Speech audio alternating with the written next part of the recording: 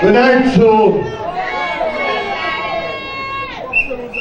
one and all my brothers, my sisters. We've had a little technical problem up here. Apparently, all my notes was put in some water. So we're going to have some little issues. But we are fighters. And no waterlogged notes will keep us back. Tonight I want to clear a mystery for you.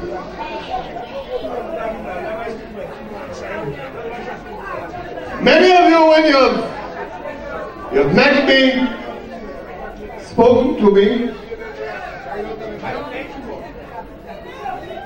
you have asked me, why is it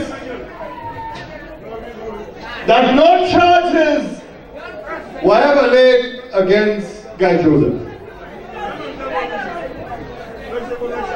In fact, some of you say to me, that man should have been in jail.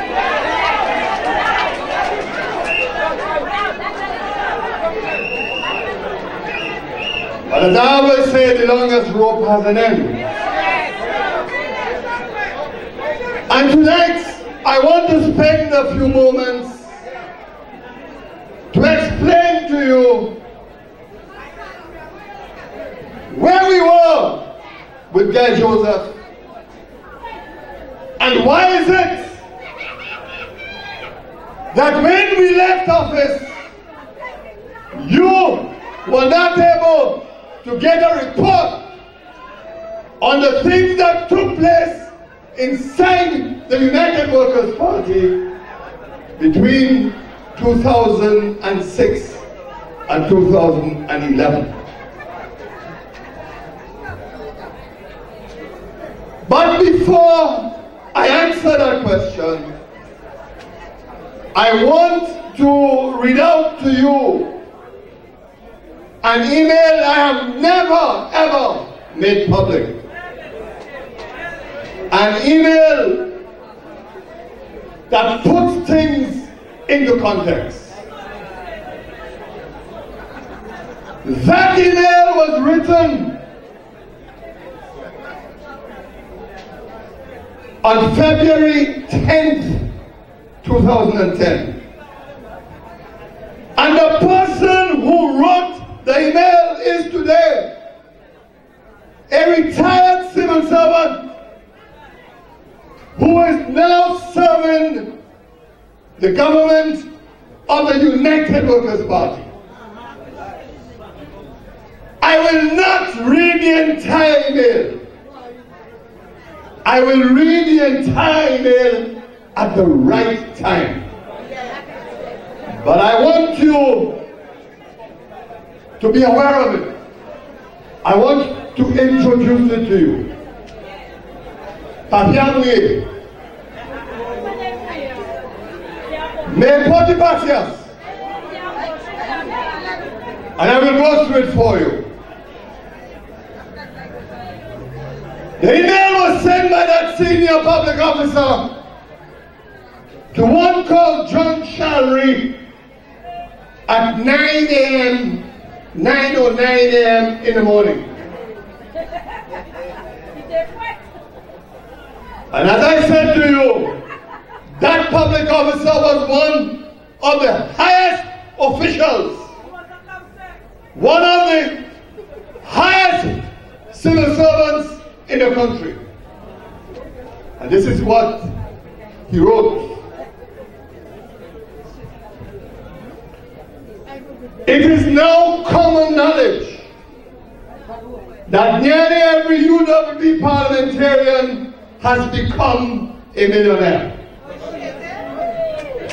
Their rags to quick riches story is illustrated by their bulging account balances that are the talk of bank staff, and by their open boasting among themselves about the large amounts of cash that they have to find ways to hide and spend.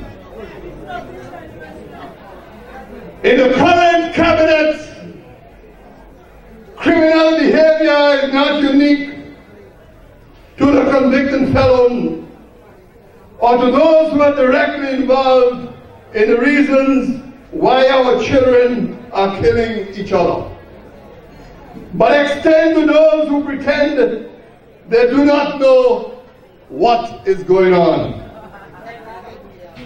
These, however, are simply part of the conspiracy to keep the rogue government in office and are just as culpable as the main players.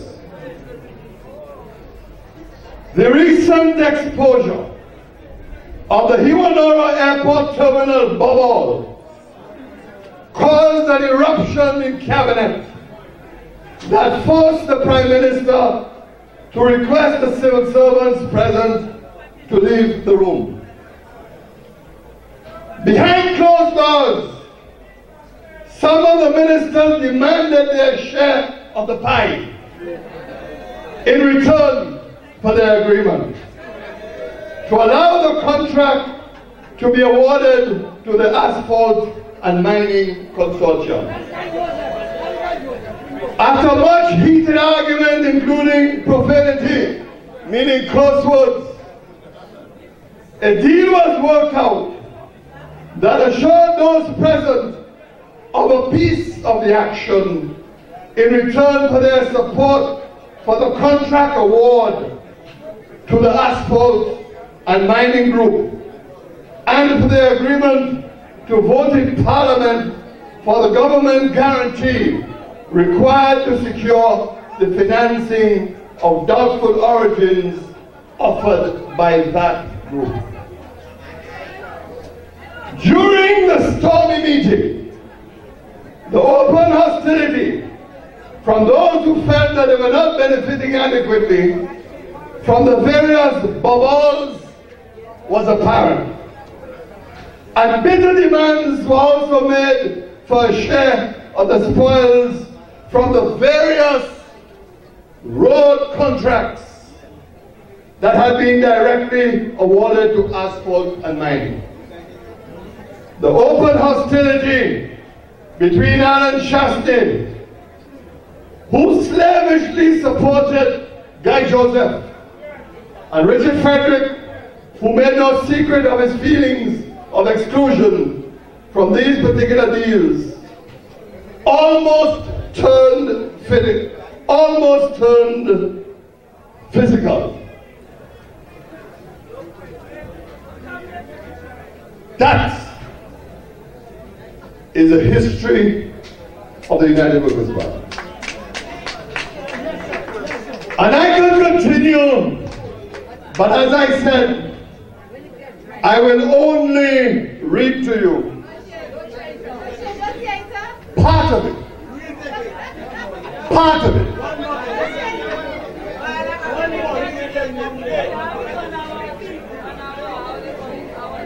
And I'll only choose one sentence. One sentence.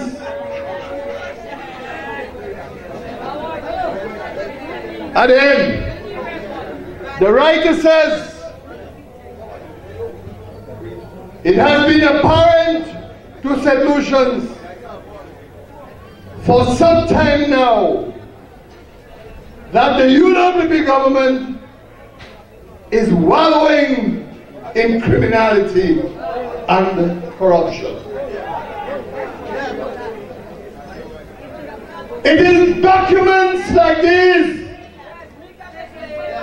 emails like these, never made public in this country, why an investigation was launched in Asphalt and Mining.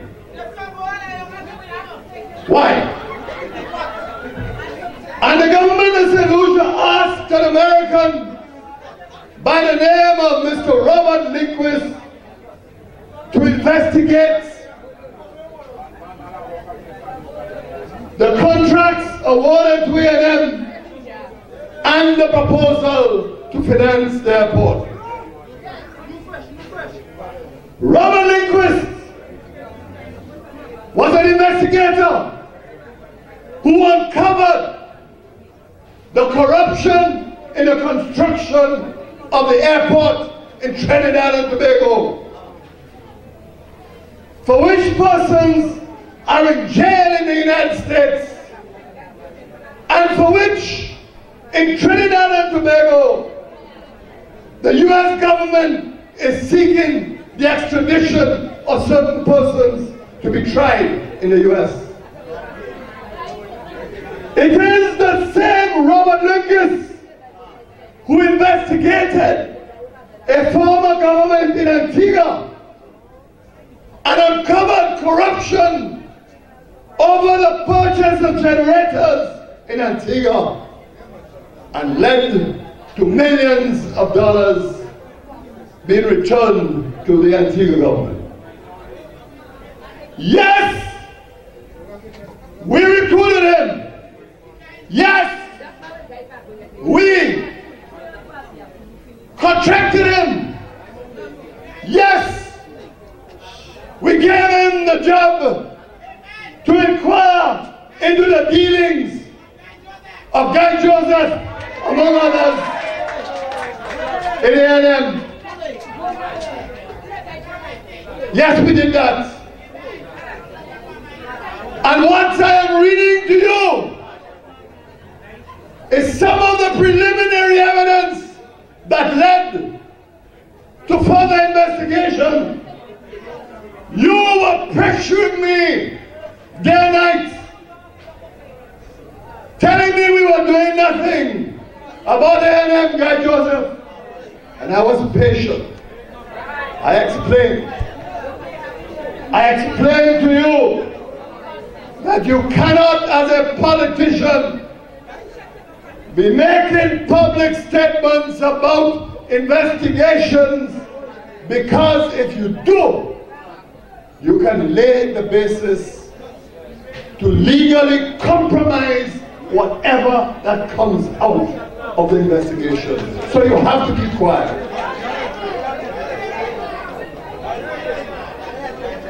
But when we called the election, we were at a delicate point.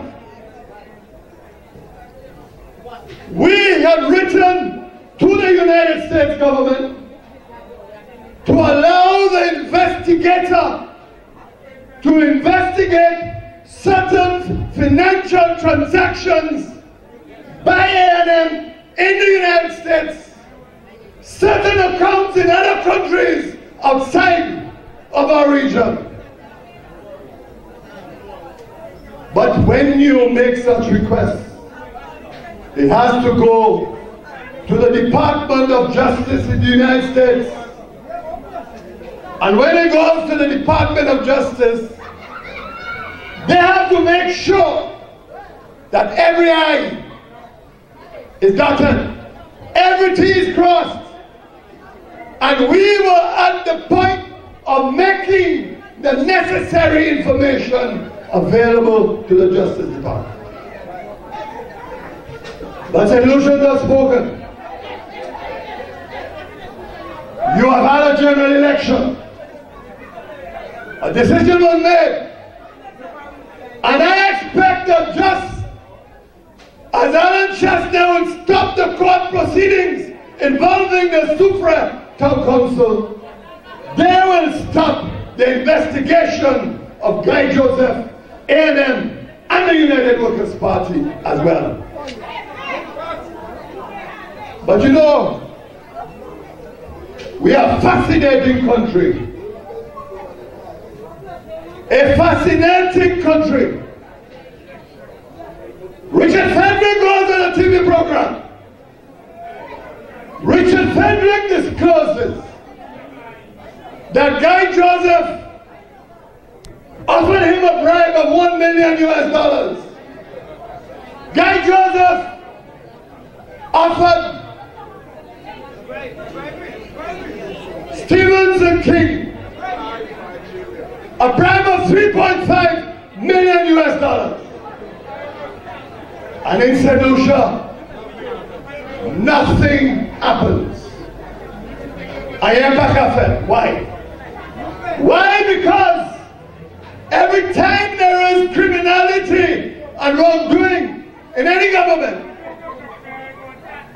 the police tell you that is politics get played. Politics as usual. Okay, what you tell me about laws? There are too many laws in this country, Lookie. Laws are not a problem, Lookie. It has never been. The problem has been the will.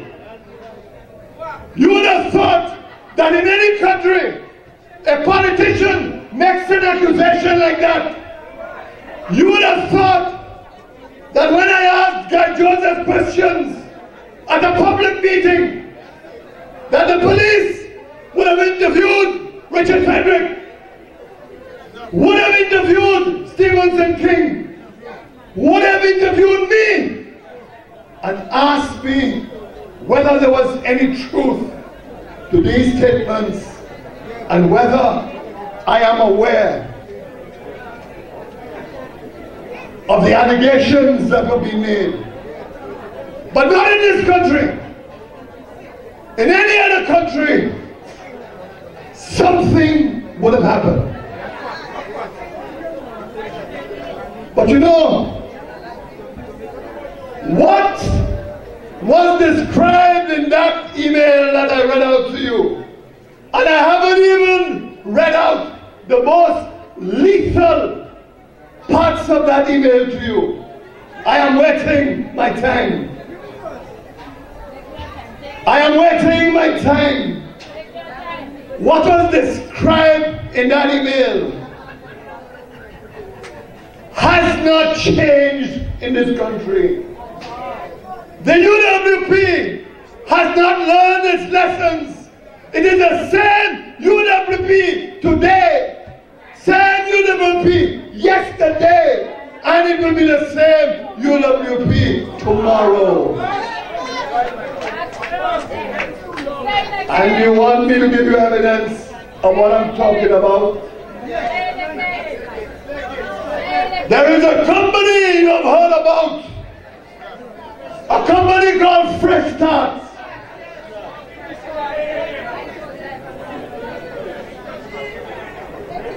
And it is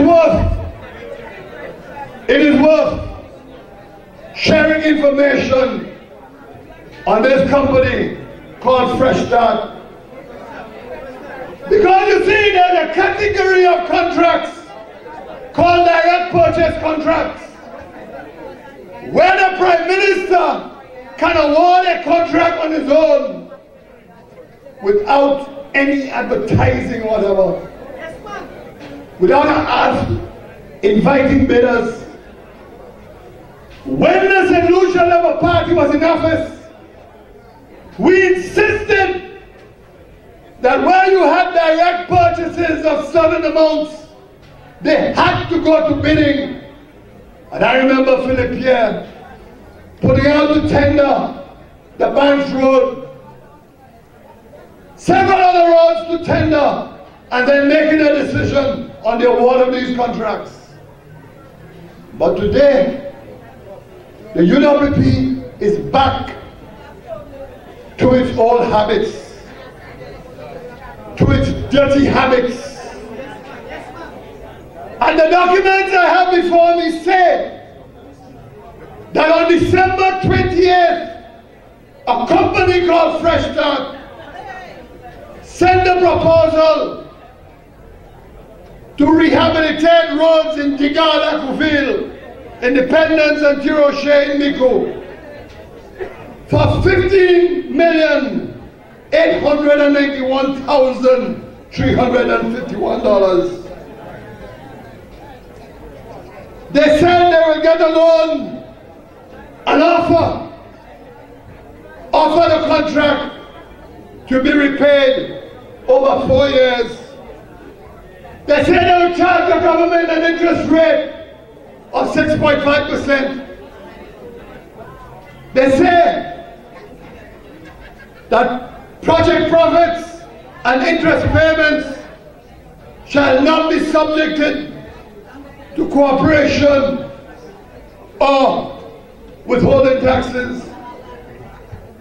But what is even more curious, in the same proposal they say that the contractor, notwithstanding that the contractor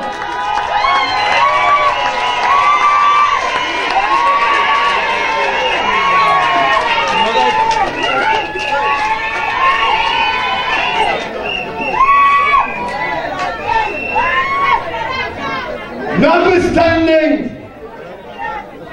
is a contractor that will take the loan, but that contractor can take the contract which you get from the government and sell the contract to another company or to another person.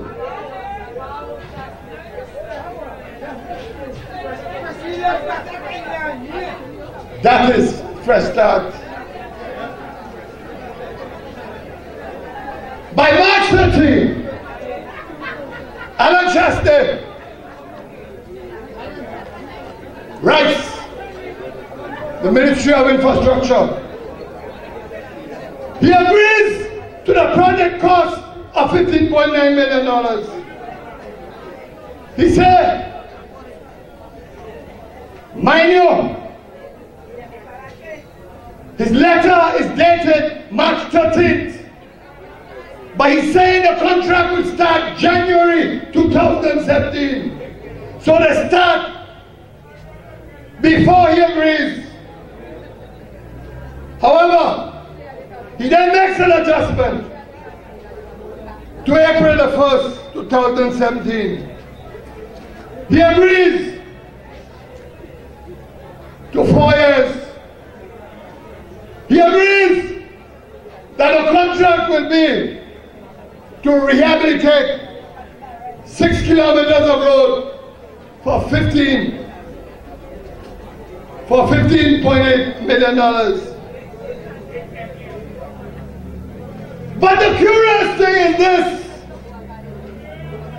when the proposal gets to the Ministry of Infrastructure, the Ministry of Infrastructure says that they have evaluated this contract and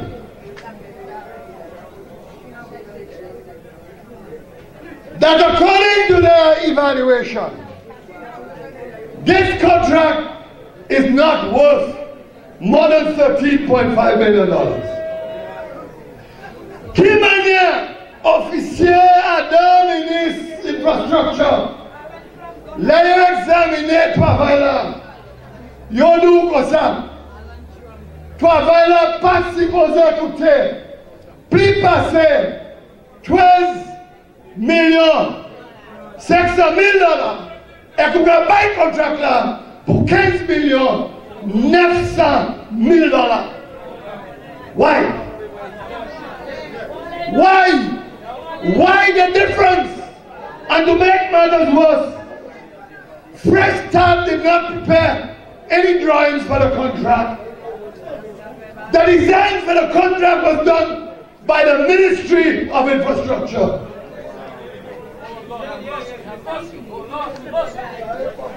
So the question is, what is the difference for?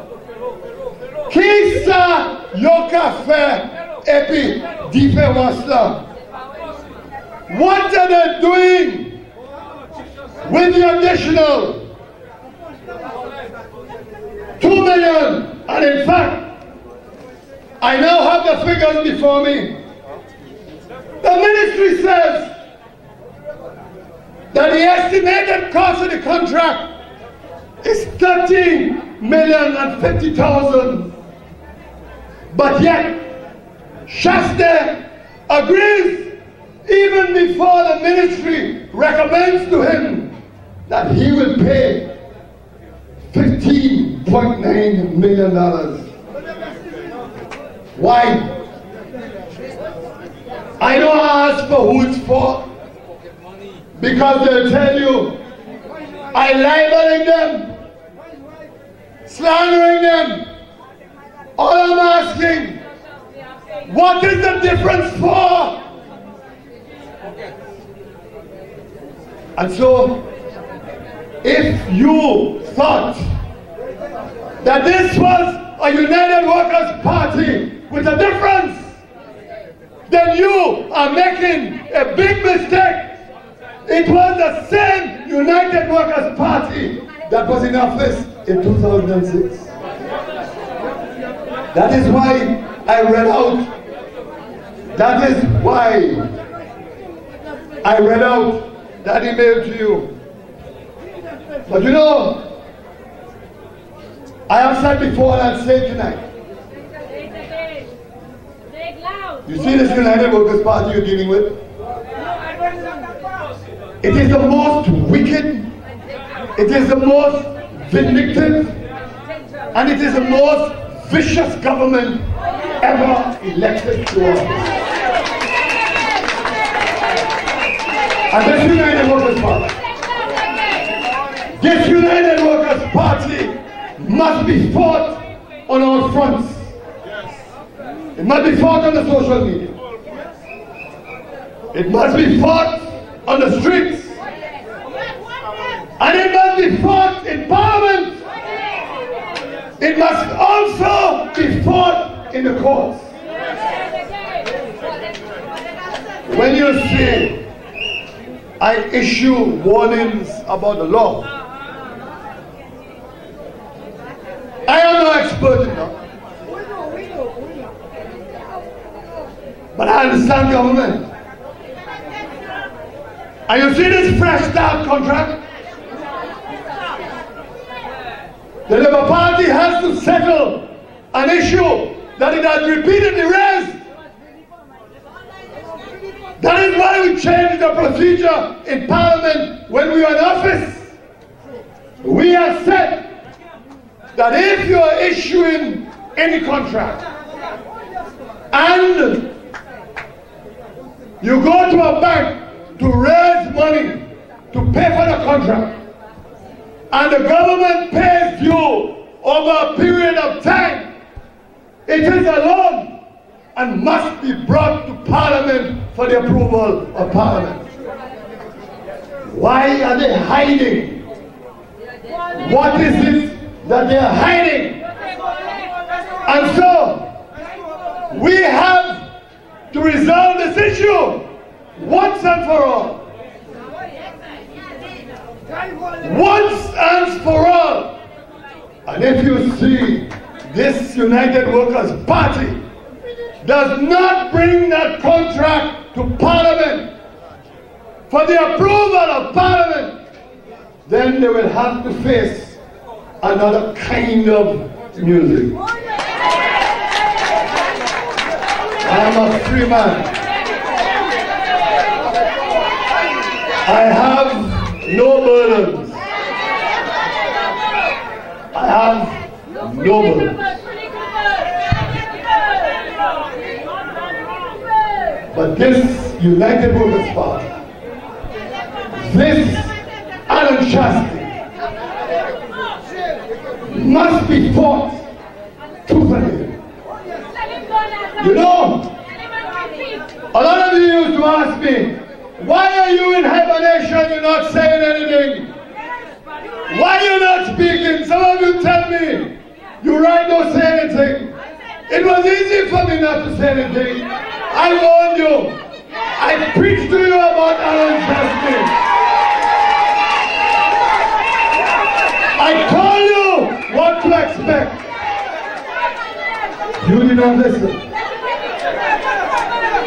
Our people did not listen. So what am I to do?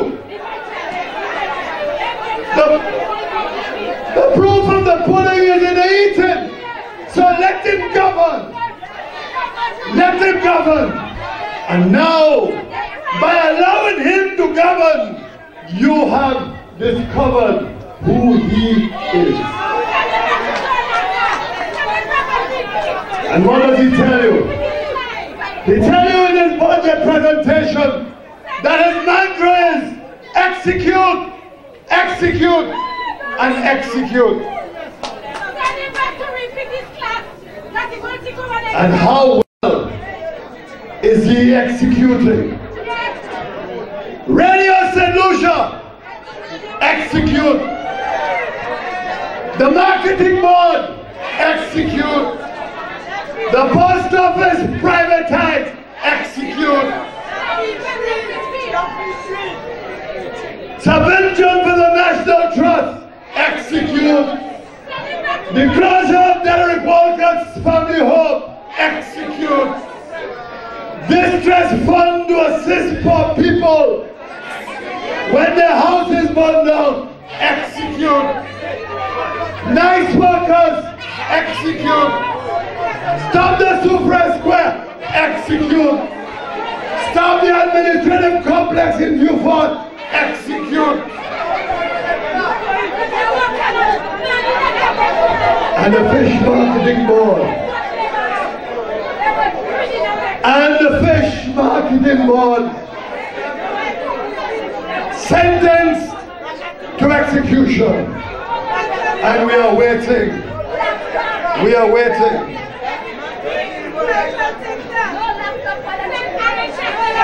And you know it? No laptop to the children, execute. No $500, execute.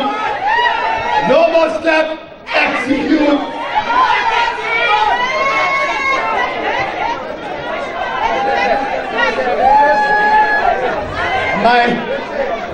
Am I surprised? Should I be surprised? I am not. I am not. I am not. Why? Because you refuse to accept that in his private occupations, Alan Chesney was a dismal failure to the point even Butch Stewart, who today uses him for his own purposes, decided to rid himself of Alan Chesney.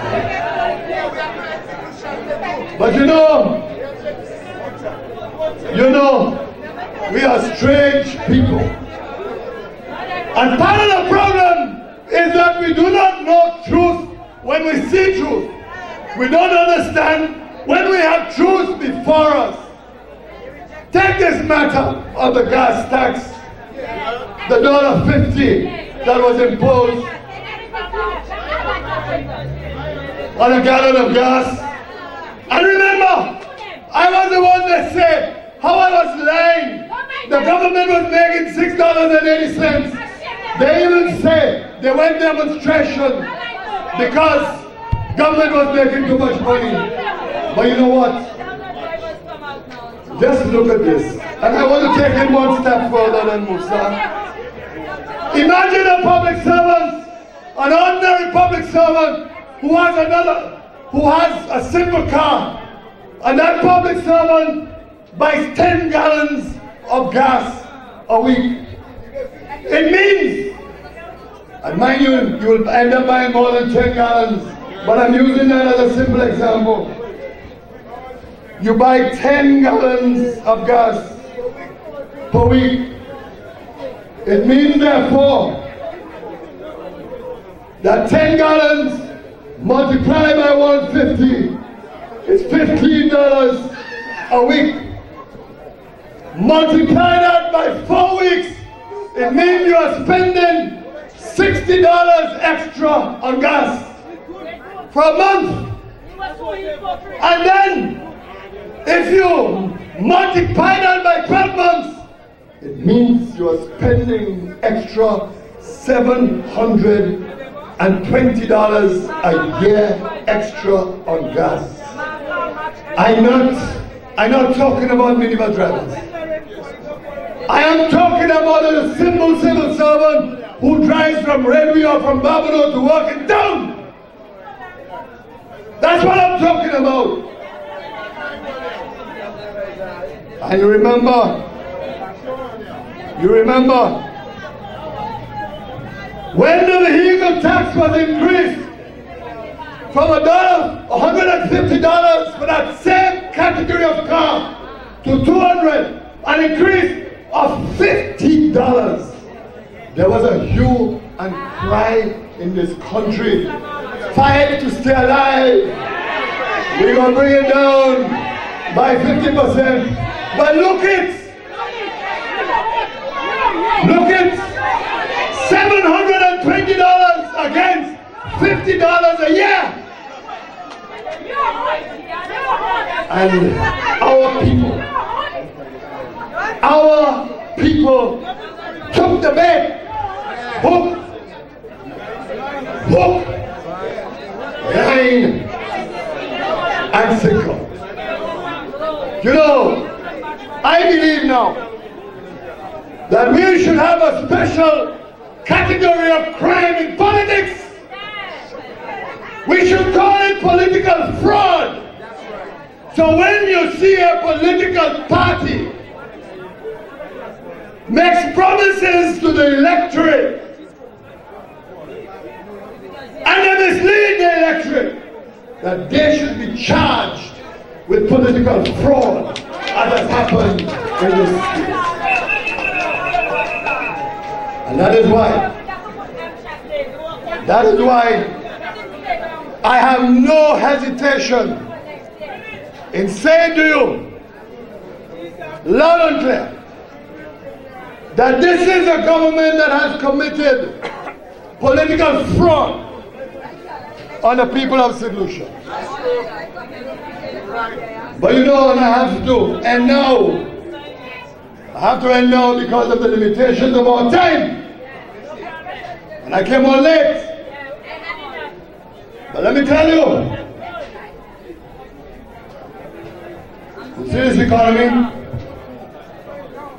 You see this economy that we have been warning them about? And today we warn them again. There's something that is happening with your reputation as a country. And I'm the first to tell you that some of those problems had to do with the very difficult years we were in office. When there's one satisfaction I will get when I finally make my departure, it is dear to me. I want to go down as a Prime Minister who never took St. Lucia to the IMF. That is why I told you that I'm prepared to take all the blame. Let my party suffer the consequences, but save St. Lucia from the IMF.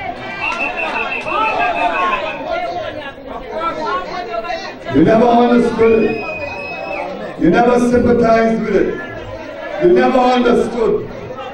All you were saying was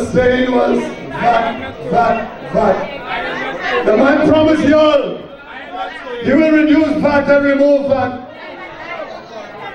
They bring down VAT for you by 2.5%. Why is it if they bring down VAT for you by 2.5%, the price of things in the supermarkets have gone up? Why? Why is that? Who is benefiting from any reduction in 2.5% in VAT? Not you, the ordinary people. Not you, the ordinary housewife. Not you have to face the battle to buy food. Not you have to buy the groceries in the supermarkets. And all is a deathly silence. All is a deathly silence. So what do we have? For every government to survive in the region, they have to sell what you call government paper. One of them is called treasury bills. Another one is called bonds. That is what Philippine and Labour Party was debating today. Treasury bills. A government issues it for 90 days, 180 days, a year. The purpose is to give the government cash so it can pay its bills. So what you do is simple. You go to the government, you say, I have $300,000 I want to invest. I will buy a treasury bill from you for $300,000, but give it back to me in 6 months with interest. Now, we have a situation in St. Lucia where our treasury bills are attracting the highest interest rates in the region. Now you would say, but that's a good thing, ça son bon bagay. Si le gouvernement s'est décidé qu'à payer plus d'intérêt pour papier, ça bon, puis vous avez plus d'argent. Oui, là, ok, vous avez plus d'argent, mais ça, vous arriver. Côté, l'on fait investissement, ça là, ou pas obligé de jouer l'argent, ça là, ouais.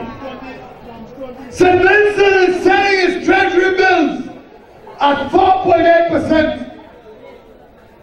Grenada selling its treasury bills at 4.2%. Even Antigua selling its treasury bills, papier, 5%. And St. Lucia is 6%. You know what I mean? That means that to attract, you are so unattractive.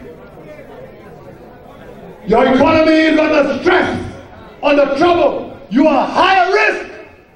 And because you are higher risk, it means that they have to pay you more to get you to buy their paper. That is why you are 6%.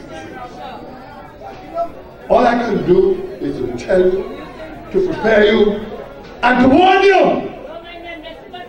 And to warn you. And that is what we were trying to do in Parliament today. To say, look, there's a serious situation on the horizon. There is a problem with that budget. You're not going to realize the budget because today you have borrowed over $365 million. You're not going to be able to do it. And so, in the limits of time, I rest my case. But I want to close tonight on one little note.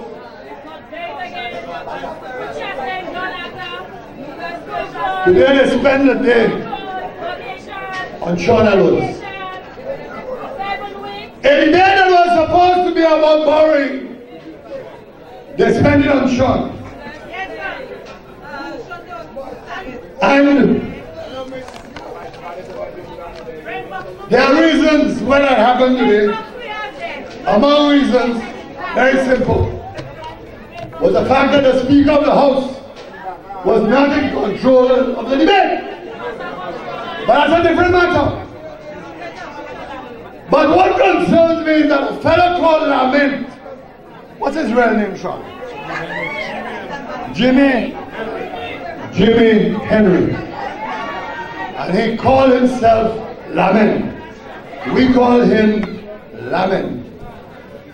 And he said that the star boy of Dennery North is no more.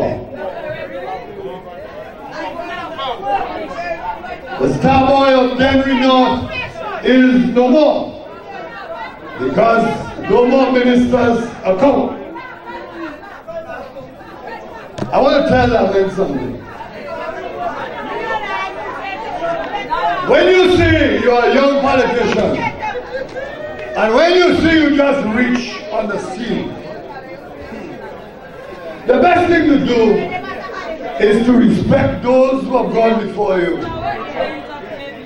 And you saw a lot of that in the House today. UWP parliamentarians who have absolutely no respect. Now, they have a way to tell you, my fellows get vexed. You don't respect the former, you tell this is the one, what's his name from? Ancillary Canries. What's his name again? They tell him, you got no respect. I did not go to Parliament to earn respect from any UWP. Believe you me. Believe you me. If I had to rely on the respect, any respect from UWPs, I would feel very disfigured. Something would have to be wrong.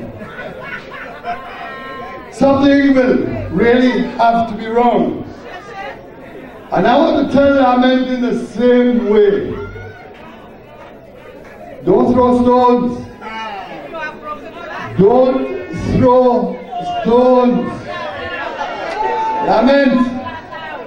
You made a trip to Barbados recently, lament. And lament. You made a trip to Barbados recently, lament.